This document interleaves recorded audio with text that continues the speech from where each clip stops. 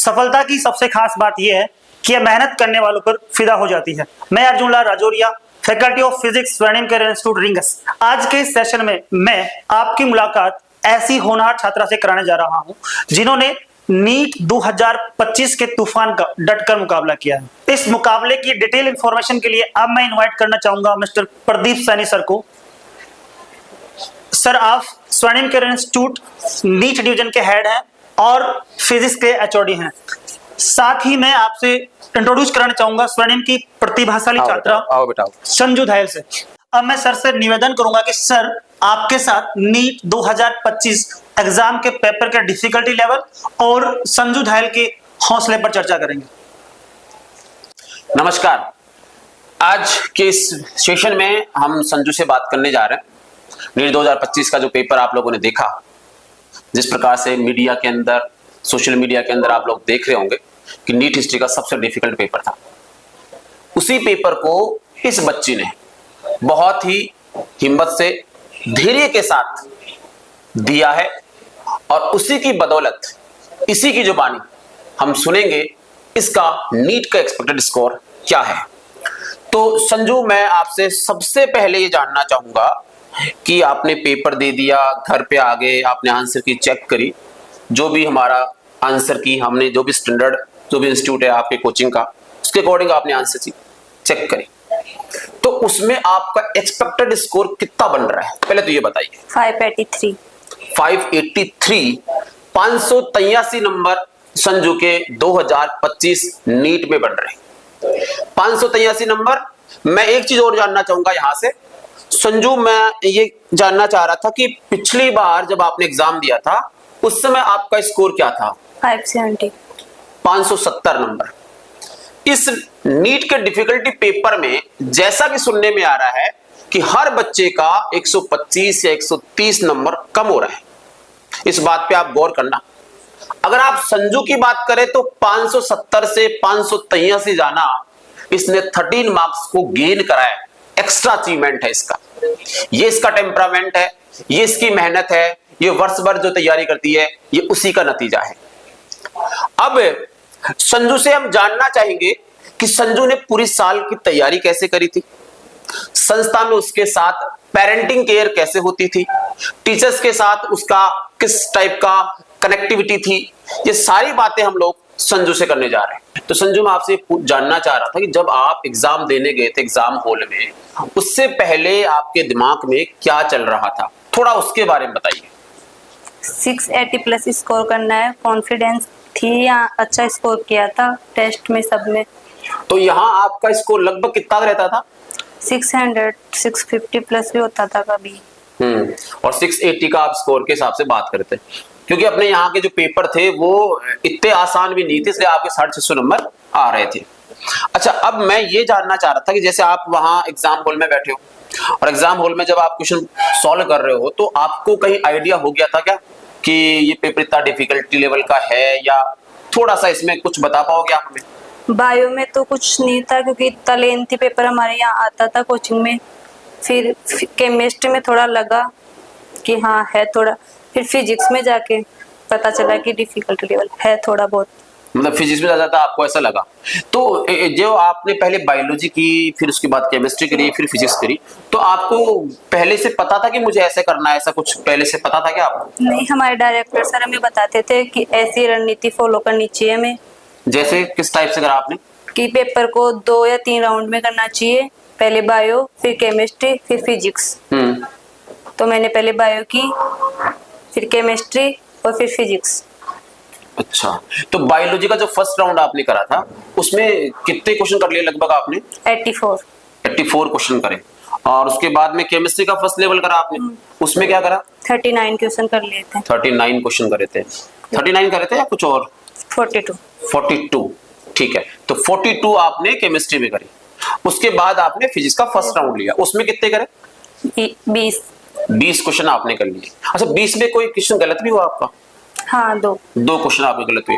तो क्या उसी समय पता चल गया था कि आपको कि भाई फिजिक्स का लेवल ऐसा है? हाँ।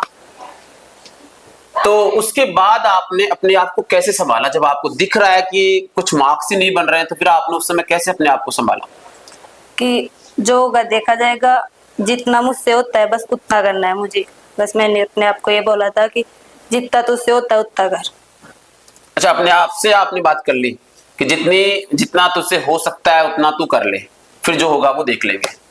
अच्छा, अब मैं ये भी जानना चाहूंगा कि जैसे आपने पूरे साल संस्था में तैयारी करी है, आपने कितने टेस्ट दिए लगभग, अगर आप काउंट करो तो? माइनर भी हुए आपके, रैंडम भी हुए, और लास्टली हम लोगों ने जो आपके डीटीएस लिए, उसके हिसाब से लगभग कितने टेस्ट आपने दिए? 90 प्लस, अप्रोक्स 90 के अप्रोक्स आपने टेस्ट दे दिए।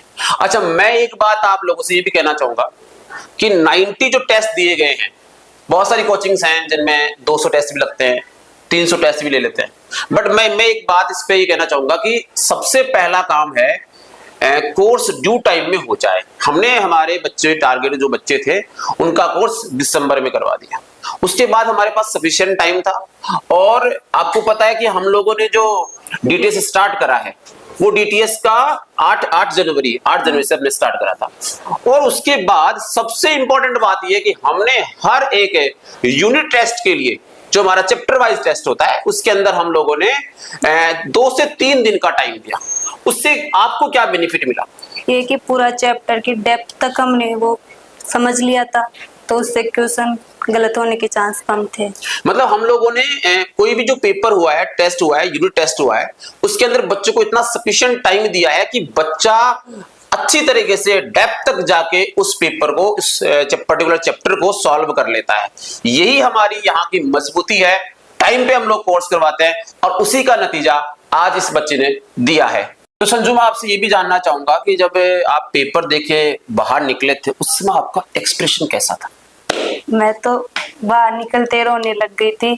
फिर जब मैं कार में आ रही थी तो डायरेक्टर सर ने बात की कि सबका पेपर ऐसा ही हुआ है, टफ था पेपर, तूने बहुत अच्छा किया है।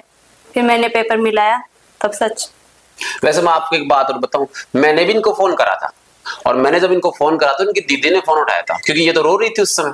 तो दीदी ने इनसे मेरे को ये बताया कि वो घर जाके बात की, तो मैं समझ गया था कि पेपर का जो लेवल है वो अच्छा खासा डिफिकल्टी था। उसके बाद मैंने रात को इससे बात करी थी, उसके बाद ये श्योर हो गई थी कि आपको अब टेंशन लेने की जरूरत नहीं है।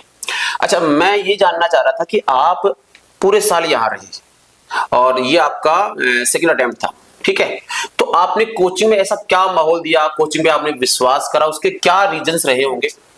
जब यहाँ कोचिंग में आते तो ऐसा लगता नहीं था कि हम कोचिंग में, हमें लगता था कि हम हमारी फैमिली में ही है। हमारा बहुत फेमिलियर माहौल था यहाँ।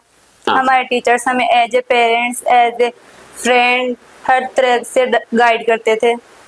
मैं जैसे आपसे पहले भी कह रहा था कि यहाँ पेरेंट केयरिंग सबसे इंपॉर्टेंट है, क्योंकि आज के समय में जिस प्रकार से हम देखने में आ रहा है कि हर बच्चा जो है वो जो गलत चीजें है उस तरफ ज्यादा जा रहा है, सही तरह की चीजों की तरफ कम जा रहा है। तो हमारा मेन फोकस होता है कैरेक्टर एजुकेशन पे, क्योंकि अगर हम कैरेक्टर एजुकेशन देंगे, एक अच्छा कैरेक्टर सेट करेंगे, तो बच्चा अनुशासन में रहेगा और अनुशासन का ही नतीजा आपके सामने है। अब मैं ये भी जानना चाह रहा था कि पूरे साल जो अपने यहाँ जो माइनर होते हैं, डीटीएस होते हैं, इनका क्या लगा आपको कि उनमें से कोई क्वेश्चन वहां आता है कि नहीं आता है? थोड़ा सा उसके बारे में बताएं। नहीं, क्यों बायोलॉजी और केमिस्ट्री में सिमिलर थे, फिजिक्स में भी थे कि हमारी कॉपी से ये कुछ क्वेश्चन, बस कुछ क्वेश्चन थे जो टफ थे। आपको ऐसा लगा कि कुछ क्वेश्चन तो कॉपी से ही हैं बट वो लेंथी हैं, और कुछ इस बार जैसे आपको सबको पता है कि अनएक्सपेक्टेड पेपर था, तो उसमें 2 से 5 क्वेश्चन वो ऐसे थे जो बच्चों ने कभी देखे भी नहीं है। ठीक है, वेरी गुड। तो जैसा कि संजू के इस बार मार्क्स जो एक्सपेक्टेड मार्क्स हैं, आगे जाके एनटीए जो भी देगा वही फाइनलाइज मार्क्स होंगे, बट आज की डेट में संजू के जो मार्क्स आ रहे हैं 583 मार्क्स आ रहे हैं। अगर थोड़ा सा हम लोग इसको एनालिसिस करें तो हर एक बच्चे के 130 नंबर कम आ रहे हैं। अगर हम उसको बढ़ाएं तो उसके हिसाब से ये जो बच्ची है ये 700 प्लस लाने वाली बच्ची थी। अगर पेपर 2024 जैसा होता तो ये बच्ची 700 पार करती। आने वाले समय में स्वर्णिम हर एक पेपर, चाहे वो किसी भी डिफिकल्टी लेवल का पेपर हो, उसके लिए तत्पर है और उसी की स्ट्रेटेजी बना चुके हैं, और वो जो स्ट्रेटेजी हमने बनाई है वो शेड्यूल लागू कर दिया गया है। स्वर्णिम कैरियर इंस्टीट्यूट की पूरी टीम संजू के स्वर्णिम भविष्य की कामना करती है। आने वाले समय में हम जश्न बनाएंगे, मिठाइयां भी खाएंगे, बस कुछ ही समय शेष है। Thank you.